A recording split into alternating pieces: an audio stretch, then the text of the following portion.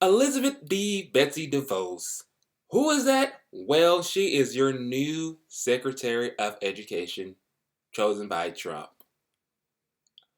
And you're probably wondering, Brian, what's so great about her? Well, here's the thing, she's not great, and I'll tell you why. Because here's a few things. One, she has no training or experience in education, so she's basically just there for no reason. And then she is also an ardent supporter of school choice schemes. So basically, she's talking about, like, oh, let's have guns in public schools. I'm sorry, what? No, we do not do that. No. And then, she has invested in millions because she is the daughter of she's the daughter of billionaire Michigan industrialist Edgar Prince. And again, oh my God, all the things she's done is stupid. And she has been lobbying for laws that drain resources from public schools. And there has been confirmation about this with her being like trying to become the Secretary of Education, that there have been 22 senators who have confirmed that they have taken money from DeVos and her family before voting for her as Secretary of Education. Yeah. And don't worry, I got you covered. I got the link down below.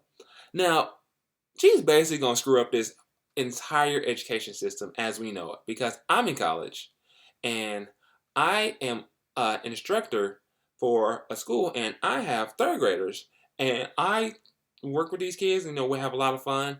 And then I have family who's also in college, and I also have little cousins who's in first grade, and I also have some who are, also in college as well. And it's just, oh my God, why?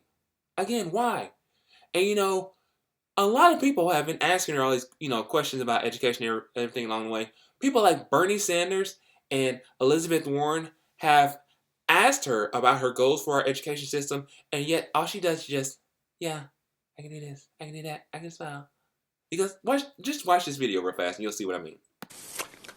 Some of us believe that we should make public colleges and universities tuition free so that every young person in this country, regardless of income, does have that option. That's not the case today.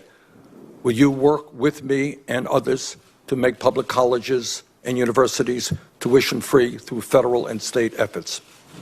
Well, Senator, I think that's a really interesting idea, and it's really great to consider and think about. But I think we also have to consider the fact that there's nothing in life that's truly free. Somebody's going to pay for it. And so, yes, you're right. You're right. So somebody will pay for it, but that takes us to another issue. I think and that is, if I may, yeah.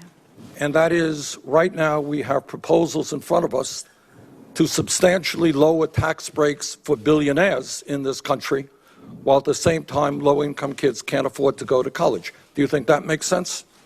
Senator, I think if your question is really around how can we help college and higher education be more affordable for young people as they anticipate. Actually, that wasn't my question. My question is, should we make public colleges and universities tuition free so that every family in America, regardless of income, will have the ability to have their kids get a higher education? That was my question. Senator, I think we can work together, and we could work hard on making sure that college or higher education in some form is affordable for all young people that want to pursue it. And I would look forward to that opportunity if confirmed. Would you? Yeah, all she does is just smiles and just ignores the question and goes somewhere else.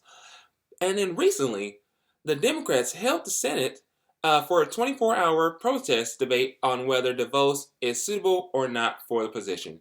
And we already know she is not. Yet, there was a 50-50 tie, and this was actually a first in Senate history. And so people are wondering, who breaks this tie-breaking vote? Well, that's fun, because the person who does that is the Vice President of the United States. So basically, your Vice President Pence voted for someone who doesn't know what the hell they're doing for our education system. So there you go. And then, there's another person I want to talk about. There is Elizabeth Warren. Now, who is that, Brian? Is she great? Oh, let me tell you, she is phenomenal, because she is a member of the Democratic Party and the senator for the United States, well, she's the senator for Massachusetts, and she is an avid fighter. She kicks ass in the Senate and everything else along the way. She voted no against DeVos for her lack of education, as you saw in the video previously, and she knows what is going on with our country. And so, because of that, I salute her and I thank her for everything she's done. Now, recently, a few days ago, people probably don't know this or anything else along the way, and apparently Elizabeth Warren was forced to stop talking at the Senate because she was fighting for something for our country, and yes, she was silenced. Why was that? Well, the reason being is because the Senator Majority Leader Mitch McConnell silenced Warren when she was reading a letter from the widow of civil rights icon Martin Luther King Jr., Coretta Scott King. She had the letter and she was reading from it, and yet they silenced her. Why would you silence somebody if they were trying to speak what is on their mind, everything else along the way? The reason being behind that is because of the nomination for Senator Jeff Sessions, who wants to be Attorney General. Now, again, these nominations, they don't know what the hell they're doing. So that's what's going to happen. And then, the vote came 49-43 after McConnell interrupted Warren as she was reading about Mrs. King's letter talking about her strong opposition to her session when he was up for a federal judgeship. And Warren appealed the ruling because I do apologize for this. So because another senator was like, oh, this is too much. We need to get rid of this. This is idiotic. We don't need to be listening to her. And the senator, Steve Daines, who was presiding over the Senate, said, the senator will take her seat, because he was like, oh, we don't want to hear no more of this.